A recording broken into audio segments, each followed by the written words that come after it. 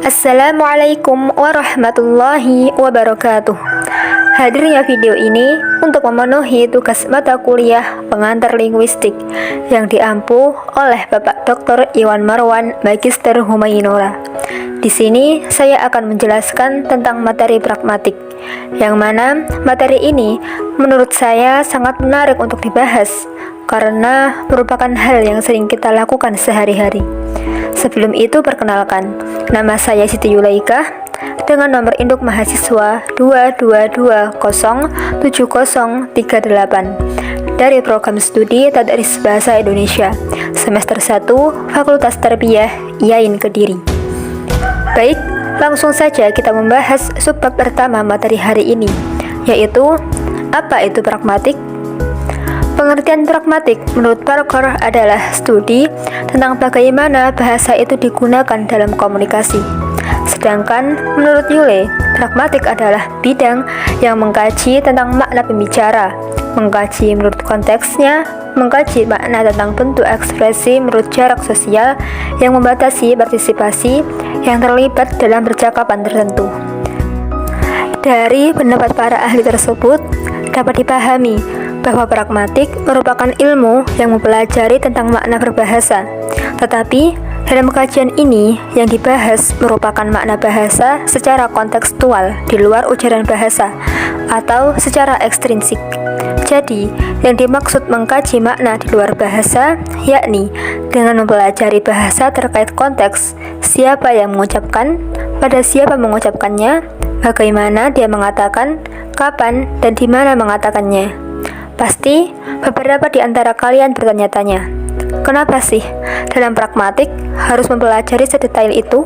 Harus mencari tahu siapa yang berbicara kepada siapa, bagaimana, kapan, dan di mana mengatakannya, ngurusi hidup orang lain aja. Tapi bukan ya, mempelajari pragmatik bukan seperti mengurusi hidup orang lain atau kepo dengan kehidupannya.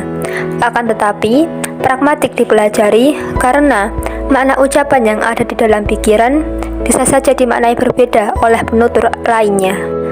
Atas dasar hal tersebut, maka kajian makna dalam linguistik dibedakan menjadi dua, yaitu makna semantik dan makna pragmatik.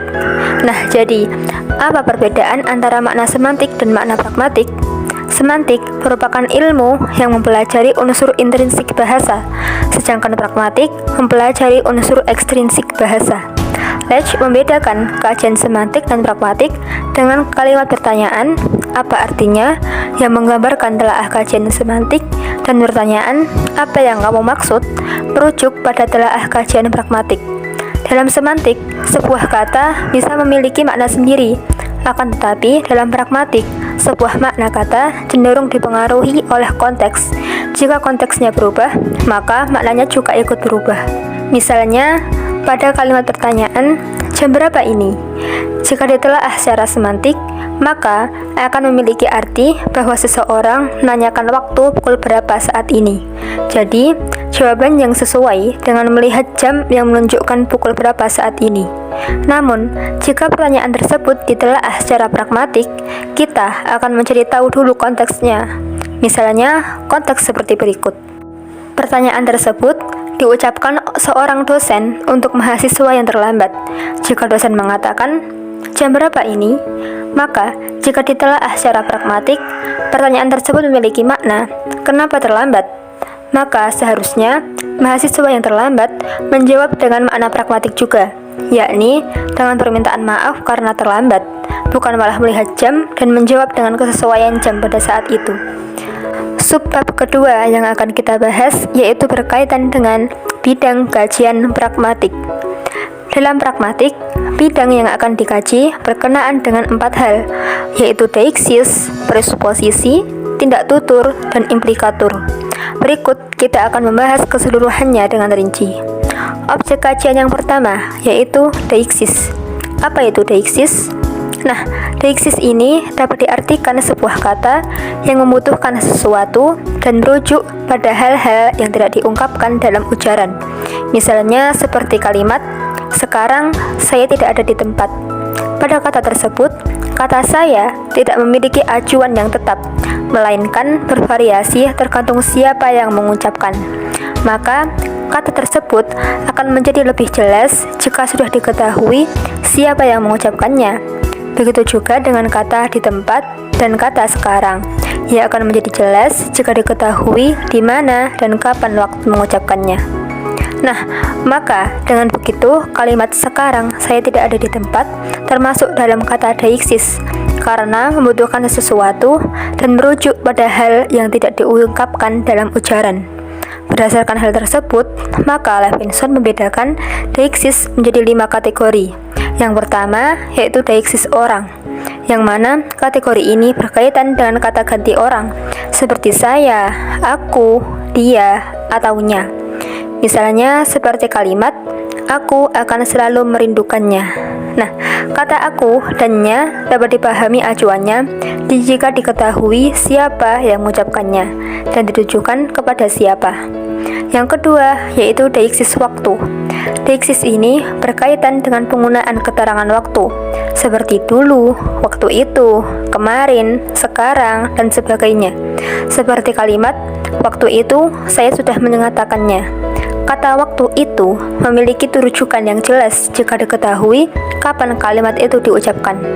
Yang ketiga yakni deiksis tempat, berkenaan dengan penggunaan keterangan tempat, seperti di tempat ini, di sanalah, ke sana, dan lain sebagainya. Contoh, pergilah engkau ke sana segera. Yang keempat, deiksis wacana, berkenaan dengan penggunaan ungkapan dalam suatu ujaran untuk mengacu pada bagian dari ujaran yang mengandung ungkapan itu, termasuk ungkapan itu sendiri, seperti selanjutnya, sebelumnya, kemudian, dan lain sebagainya. Contoh, selanjutnya kita harus membahas hubungan kita. Kata selanjutnya mengacu pada wacana yang menghubungkan ujaran itu dengan konteks lain. Artinya, sebelum ujaran itu dituturkan, sudah ada wacana atau pembicaraan yang mengacu pada ujaran tersebut. Yang kelima, deiksis sosial, berkenaan dengan aspek ujaran yang mencerminkan realitas sosial pada ujaran yang dituturkan, seperti penggunaan kata tuan, bos, bapak, juragan, dan lain sebagainya. Contoh, ada yang mau saya tanyakan kepada juragan.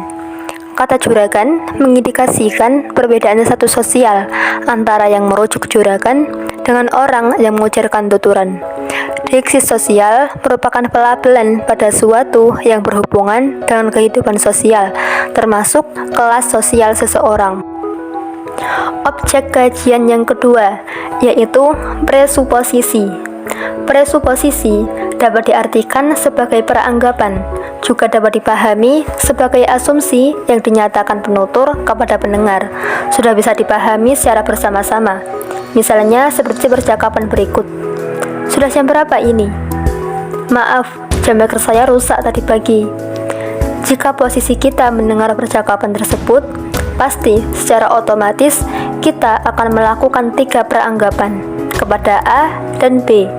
Anggapan pertama yaitu kita sudah pasti menduga jika A dan B sudah menyepakati waktu sebuah pertemuan.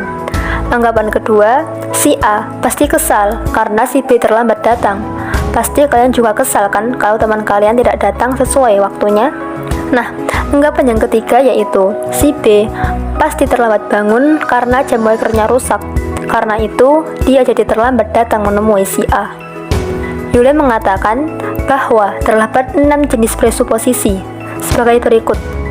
Presuposisi eksistensial merupakan asumsi bahwa seseorang atau sesuatu yang diidentifikasi dengan menggunakan frasa kata benda benar-benar ada.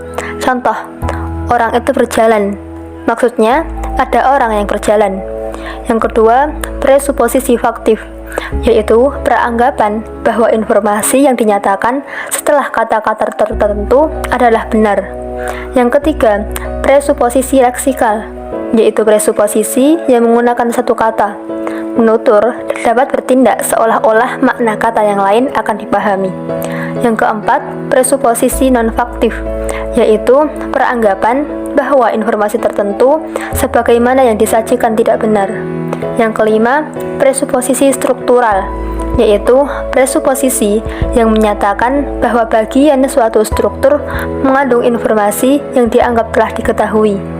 Yang keenam, presuposisi kontrafaktual, yaitu presuposisi yang mengatakan bahwa informasi tertentu lawan dari yang sebenarnya.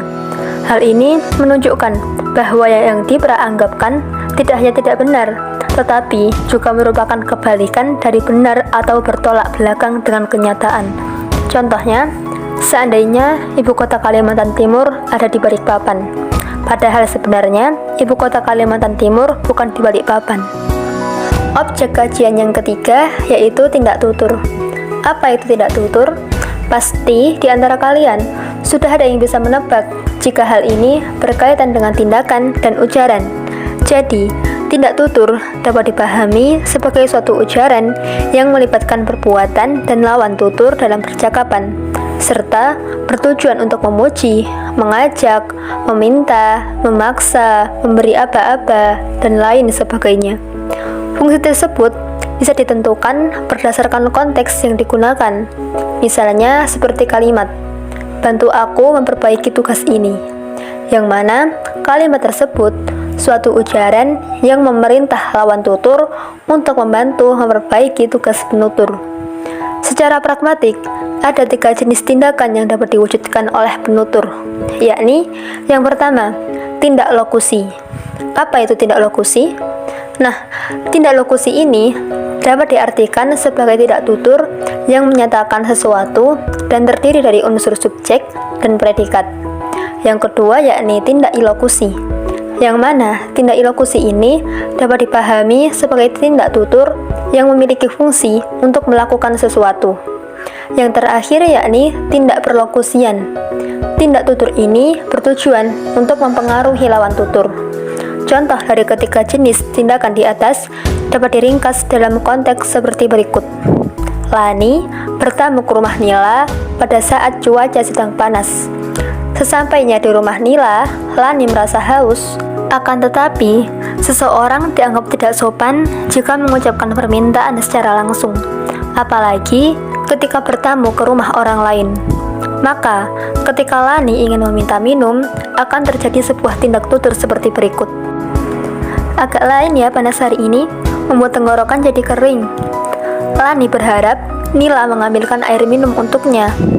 Ya, tunggu sebentar ya. Kemudian, Nila mengambilkan air minum untuk Lani. Dari ilustrasi tersebut, terlihat bagaimana sebuah ujaran dimaknai berdasarkan situasi yang sama-sama dimengerti. Makna lokusi yang diucapkan Lani secara literal adalah keadaan cuaca yang panas menyebabkan tenggorokannya kering. Sementara, makna ilokusi dari ujaran Lani adalah meminta air kepada Nila. Sedangkan, sebagai akibat atau efek perlokusi dari ujaran Lani tersebut, Nila mengambilkan air minum untuk Lani. Apabila Nila tidak memahami konteks ujaran Lani, maka bisa jadi efek lain muncul. Misalnya, Nila tidak akan mengambilkan air minum untuk Lani, atau Nila akan tersinggung oleh Lani karena ia merasa tersindir. Objek kajian yang keempat yaitu implikatur. Sadar atau tidak, kita sering melakukan praktik implikatur ini dalam kehidupan sehari-hari. Implikatur menurut pendapat Yule merupakan implikasi dari tuturan yang tertutur yang berupa simpulan logis dari suatu tuturan. Hal ini masih dapat dimengerti secara bersama-sama antara penutur dan mitra tutur dalam konteks tertentu supaya tujuan tutur dapat terlaksana. Jadi, implikatur dapat dipahami sebagai penyimpangan dalam sebuah percakapan. Akan tetapi, masih bisa dipahami antara penutur dan mitra tutur. Singkatnya, implikatur ini adalah sebuah kode. Misalnya, ketika seseorang ditanya, "Kamu dan anakmu mau kemana?" Lantas, kamu menjawab, "Ke RS." Dalam hal ini, kamu ingin ke rumah sakit, akan tetapi, kamu memberi jawaban secara tidak langsung dengan menggunakan kode, yaitu RS. Karena kamu tahu kalau anakmu tidak akan mau diajak pergi jika ia tahu akan pergi ke rumah sakit. Grace mengungkapkan bahwa ada 2 prinsip utama sebagai acuan terhadap implikatur, sehingga maksud yang ingin disampaikan penutur dapat diterima oleh pendengar secara jelas dan benar. Prinsip tersebut yaitu prinsip kerjasama dan prinsip kesatuan. Yang pertama, kita akan membahas prinsip kerjasama, yang mana prinsip kerjasama ini meliputi 4 jenis aturan atau biasa disebut maksim. Pertama adalah maksim kuantitas. Maksim ini menghendaki setiap peserta tuturan memberikan kontribusi secukupnya, sesuai yang dibutuhkan lawan bicaranya. Jadi, misalnya jika ditanya, "Siapa namamu?" maka cukup jawab saja, "Nama saya Zulaikah." Jadi, jawab secukupnya, bukan malah berlebih-lebihan. Penyimpangan maksim kuantitas ini biasa terjadi dalam penggunaan bahasa-bahasa alay.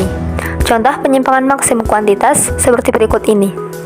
"Nama saya Zulaikah, umur saya 18 tahun ala Hijriyah, saya sedang jomblo tulen dan mencari suami seorang dosen muda dan paham agama. Namun, saya masih kuliah semester 1 di IAIN Kediri." Nah, jawaban tersebut sangat berlebihan dan akan terlebih kooperatif jika pertanyaannya adalah, "Coba ceritakan tentang dirimu." Yang kedua adalah maksim kualitas. Maksim ini mengharuskan penutur mengungkapkan hal yang sebenar-benarnya dan sejelas-jelasnya serta didasarkan pada bukti nyata agar tidak membuat lawan bicara bingung. Namun, jika merasa ragu dengan apa yang diinformasikannya, maka dapat menambahkan kalimat "mungkin", "kalau tidak salah", dan lain sebagainya. Penyimpangan maksim kualitas ini bisa saja terjadi karena peserta tutur ingin menciptakan efek lucu. Yang ketiga adalah maksim hubungan atau relevansi. Maksim ini mengharuskan setiap peserta percakapan memberikan kontribusi yang relevan dengan masalah pembicaraan, tidak menyimpang dari apa yang sedang dibicarakan.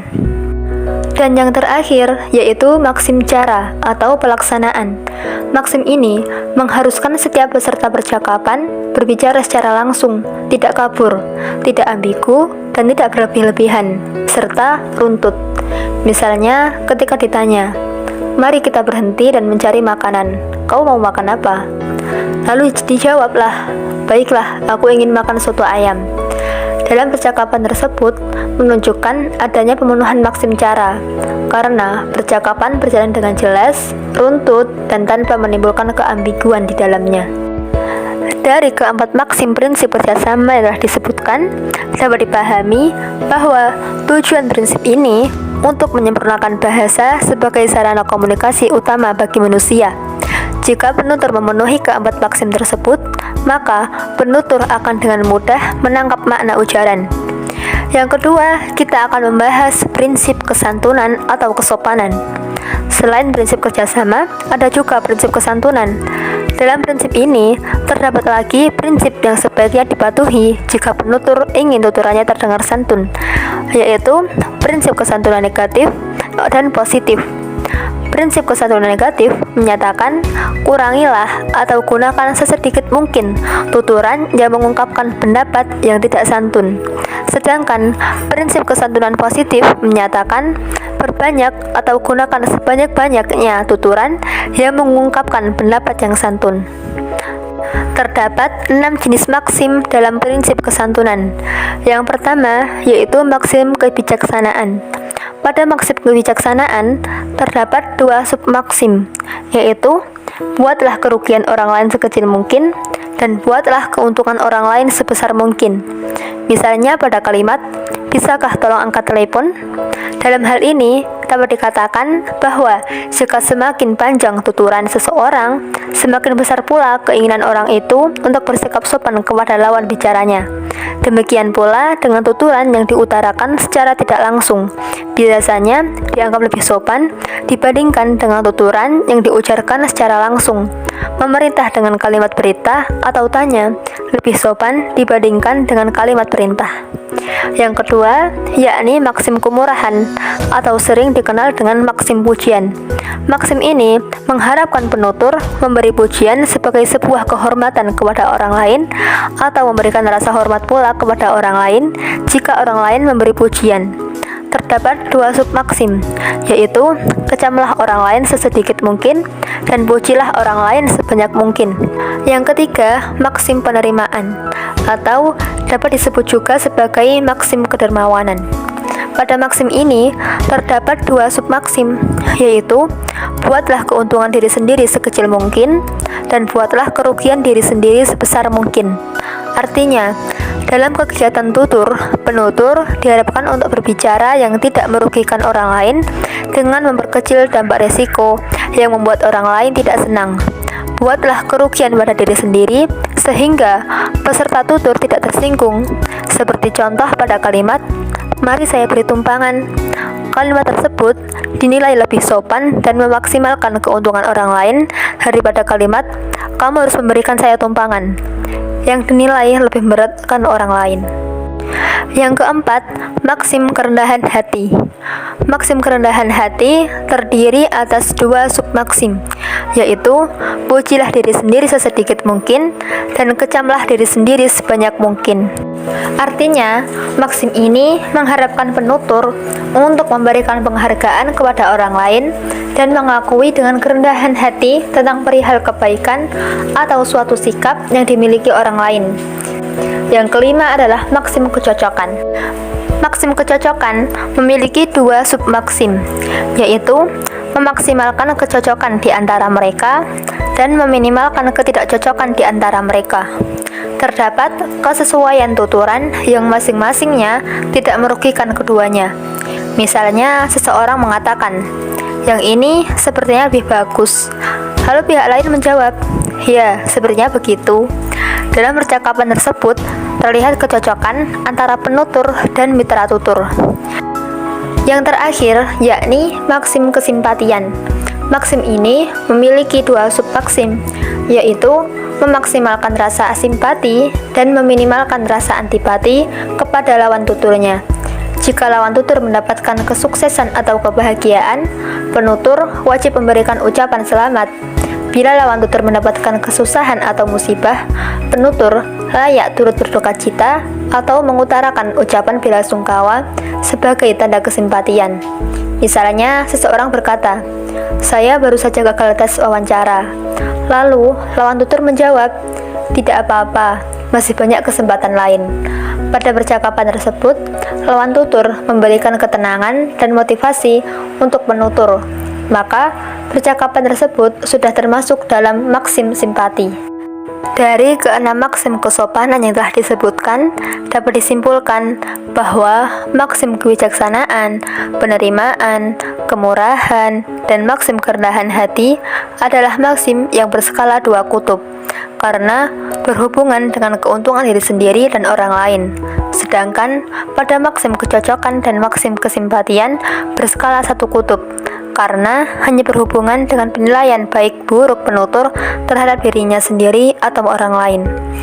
Penerapan maksim kesantunan tersebut tidak bersifat mutlak, tetapi bersifat relatif, yakni sesuai dengan konteks tindak tutur. Seluruh maksim tersebut tidak berlaku secara universal, karena bahasa dibangun atas kebiasaan masyarakat penuturnya. Oleh karena itu, setiap masyarakat bahasa memandang dunia realitas dengan caranya sendiri. Nah, dari keseluruhan penjelasan tersebut dapat ditarik kesimpulan bahwa pragmatik merupakan kajian makna yang dilihat dari konteks penutur dan mitra tutur. Objek kajian pragmatik meliputi deiksis yang dibedakan menjadi 5 kategori, yakni deiksis orang, waktu, tempat, wacana, dan sosial. Presuposisi yang terdiri dari 6 jenis, yakni presuposisi eksistensial, faktif, leksikal, non-faktif, struktural, dan kontrafaktual. Tindak tutur yang terdapat 3 jenis tindakan, yakni tindak lokusi, ilokusi, dan trolokusi, serta objek kajian yang terakhir yaitu implikatur percakapan, yang terdiri dari 2 prinsip, yakni prinsip kerjasama dan prinsip kesatuan. Dalam prinsip kerjasama, meliputi maksim kuantitas, kualitas, relevansi, dan maksim cara. Sedangkan, pada prinsip kesopanan, mencakup maksim kebijaksanaan, kemurahan, penerimaan, kerendahan hati, kecocokan, serta maksim kesimpatian. Sekian yang dapat saya sampaikan, semoga dapat bermanfaat dan dapat dimengerti dengan baik. Jika terdapat kesalahan dalam penjelasan, dapat disampaikan melalui kolom komentar. Kurang lebihnya, saya mohon maaf. Saya pamit undur diri. Wassalamualaikum warahmatullahi wabarakatuh.